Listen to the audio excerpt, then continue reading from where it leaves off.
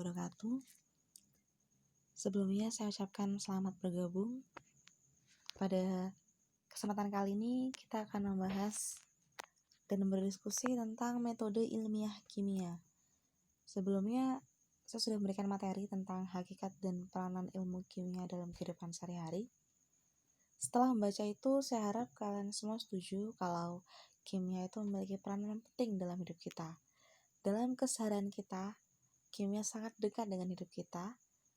Itu yang perlu kita sepakati pada kali ini. Sebelum memulai materi selanjutnya, saya ingin membahas sedikit tentang apa sih arti kimia, apa arti kimia dalam kehidupan sehari-hari.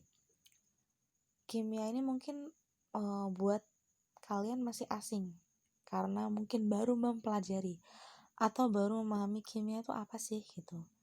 Perbedaan antara perubahan fisika dan perubahan kimia cukup signifikan. Perubahan fisika sendiri itu terjadi, contohnya semisal pada es. Es yang mencair itu merupakan perubahan fisika. Tadinya padat menjadi cair, tapi mereka tetap es atau tetap berasal dari air. Wujudnya hanya berbeda, satunya padat, satunya cair. Produknya tetap air. Itu perubahan fisika. Tapi jika berbicara tentang perubahan kimia, maka itu bisa dicontohkan seperti kertas yang dibakar.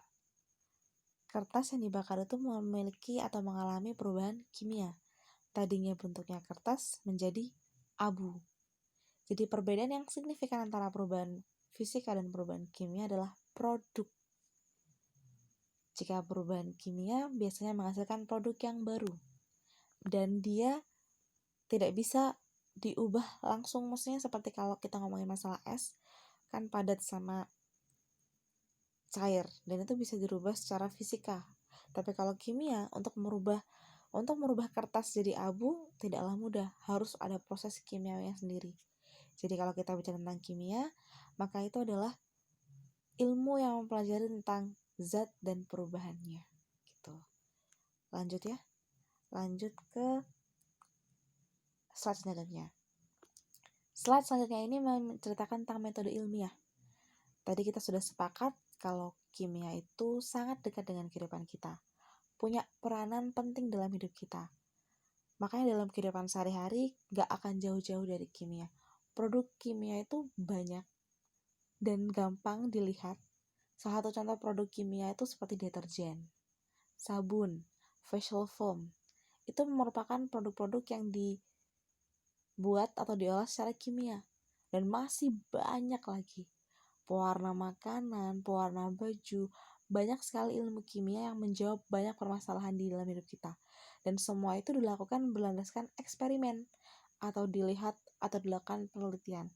Eksperimen ini pasti dilakukan karena sistematis ya, logis. Apa yang dibutuhkan manusia, apa yang mempermudah manusia, produk apa yang bisa diciptakan melalui penerapan ilmu kimia. Nah, itu perlu dibutuhkan adanya research, adanya penelitian. Maka dari itu butuh adanya metode ilmiah.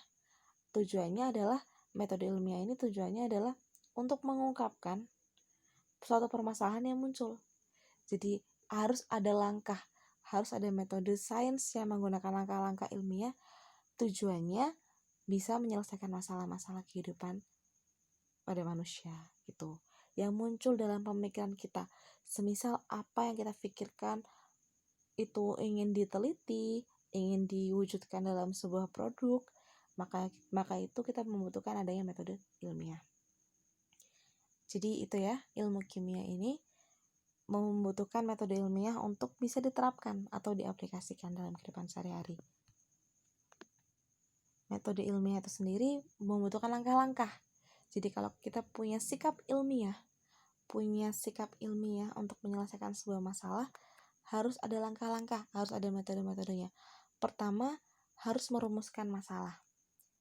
Penelitian itu dimulai dengan merumuskan masalah, dengan menemukan masalah. Apa sih masalah itu sendiri? Dalam kajian ilmiah sendiri, masalah itu bisa didefinisikan sebagai sesuatu yang harus kita teliti untuk memperoleh jawaban dari pertanyaan-pertanyaan yang muncul dalam hidup kita. Makanya perumusan masalah itu bentuknya pertanyaan. contoh sederhana, semisal kita ngomongin yang paling sederhana dalam lingkup kimia itu larutan. Kalau kita ngomongin masalah larutan, kalian kalau ngomongin larutan apa sih? Ada zat pelarut, ada zat terlarut, ada air, ada yang dilarutkan. Contohnya larutan gula, semisal kita mau melarutkan gula. Gula itu kan bentuknya padatan.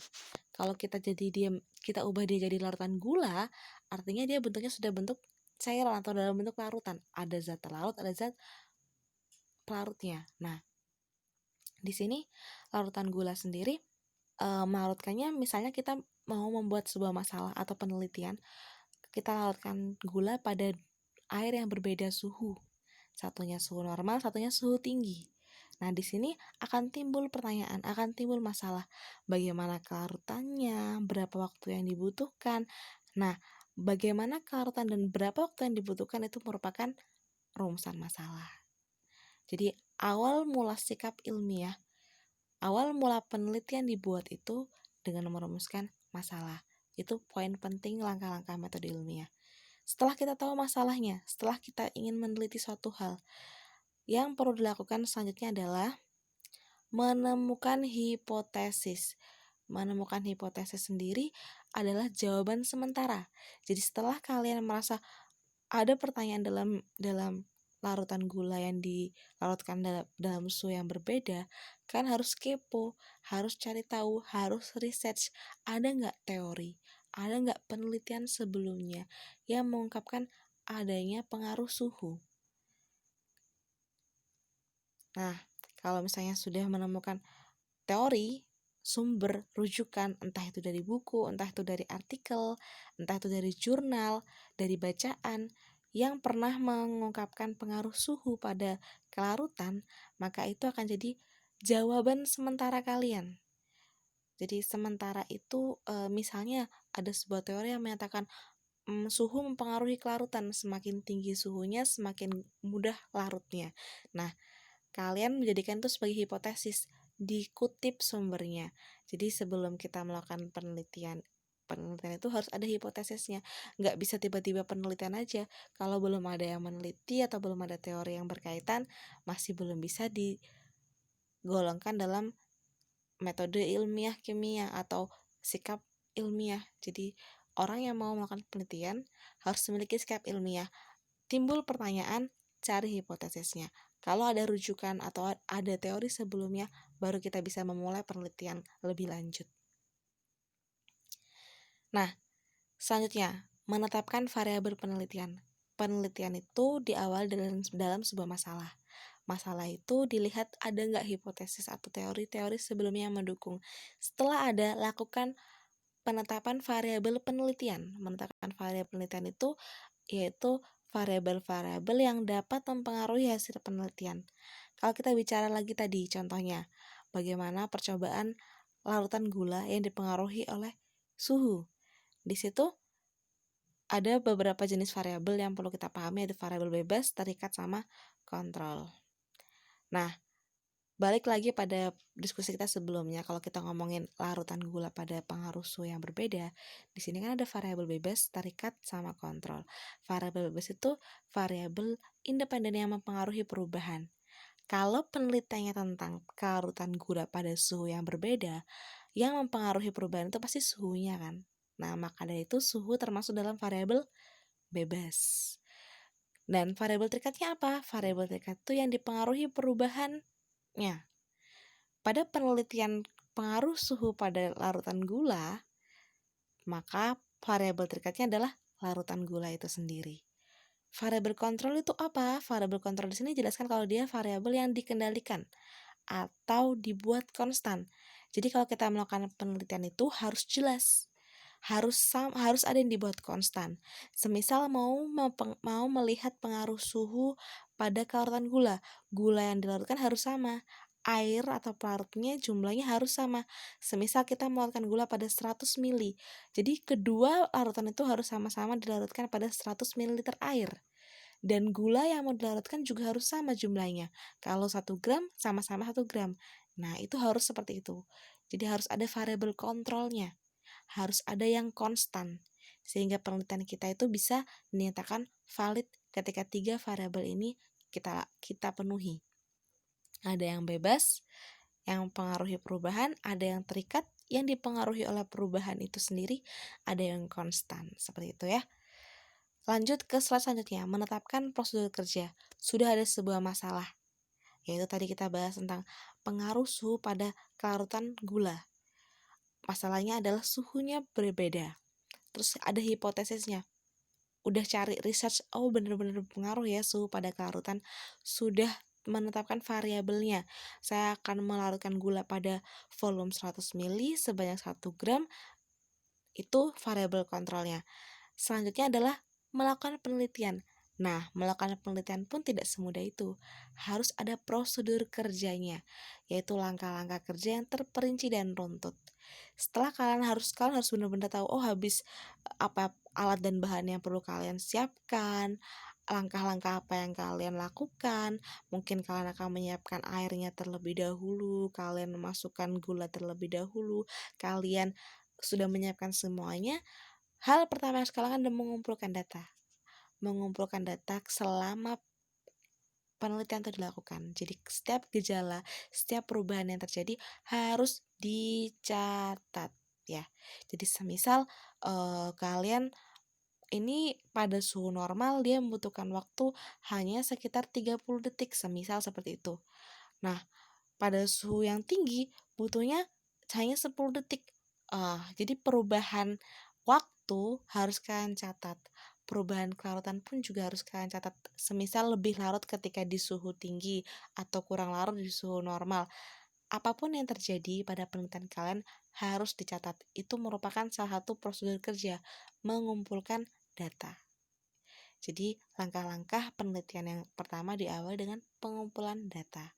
Jadi kalau kalian sudah buat langkah-langkah kerjanya, jangan lupa untuk dicatat setiap perubahannya. Kedua, sudah dapat datanya, sudah melakukan penelitian dan datanya sudah dapat, jangan lupa untuk menganalisis data. Jadi data yang kalian punya itu dibentuk tabel atau grafik biar dia tersistem. Tersistem itu artinya bisa dilihat secara rinci. Jadi mungkin bentuknya bisa seperti ini. Kalau kalian melakukan pengamatan pada larutan gula yang suhunya berbeda, jadi percobaan itu nggak bisa dilakukan sekali, minimal 3 kali, karena sekali nanti nggak valid. 3 kali dilakukan. Misalnya dilakukan pada suhu normal, waktunya berbeda-beda nggak? Nah, seperti ini, tabelnya kurang lebih seperti ini. Percobaan pertama suhu normal dihitung waktunya berapa, pada suhu tinggi waktunya berapa. Itu dilakukan sebanyak 3 kali. Jadi data pengamatan ini tujuannya untuk kalian mengolahnya. Jadi setelah melakukan percobaan dan dicatat itu harus diolah datanya. Seperti ini bentuk pengolahan data yang paling sederhana untuk melihat secara sistematis hasil penelitian yang kalian lakukan. Seperti itu ya. Selanjutnya, sudah melakukan penelitian, sudah diambil datanya, sudah diolah datanya, jangan lupa untuk membuat kesimpulan. Jadi dianalisis datanya. Contohnya tadi kita melakukan penelitian pengaruh suhu pada larutan gula. Ternyata ada perbedaan waktu. Mungkin ada perbedaan kelarutan. Nah, itu berdasarkan data yang sudah kalian dapat, dianalisis. Kira-kira apa yang menyebabkan perubahan waktu itu? Apa yang menyebabkan terjadinya kelarutan yang berbeda. Nah, kesimpulan itu dibuat pasti memiliki kecenderungan atau pola-pola tertentu kan. Nah, itu kalian harus mengambil kesimpulan. Jadi hipotesis sebelumnya, teori yang sudah kalian punya sebelumnya dengan penelitian yang kalian lakukan harus dihubungkan, direlate-kan, diambil kesimpulan apakah sesuai dengan teori atau tidak. Seperti itu ya. Itu salah satu sikap ilmiah. Metode ilmiah kimia dalam melakukan penelitian itu dibutuhkan sikap-sikap seperti itu. Jadi orang-orang yang ingin menjadi ilmuwan atau orang-orang yang ingin menerapkan sikap ilmiah dalam kehidupan sehari-hari harus mau tahu, harus kepo, harus cari tahu, harus punya rumusan masalah, punya pertanyaan-pertanyaan yang nantinya bisa diteliti, dieksperimenkan sehingga menghasilkan produk yang baru atau menghasilkan pemahaman yang baru. Seperti itu. Oke, terima kasih. Mungkin hanya itu saja yang bisa saya sampaikan mengenai metode ilmiah kimia. Jika ada pertanyaan, bisa kalian lihat atau kalian komentar aja. Bisa WhatsApp juga, bisa email di Google Classroom kita. Terima kasih buat waktunya. Wassalamualaikum warahmatullahi wabarakatuh.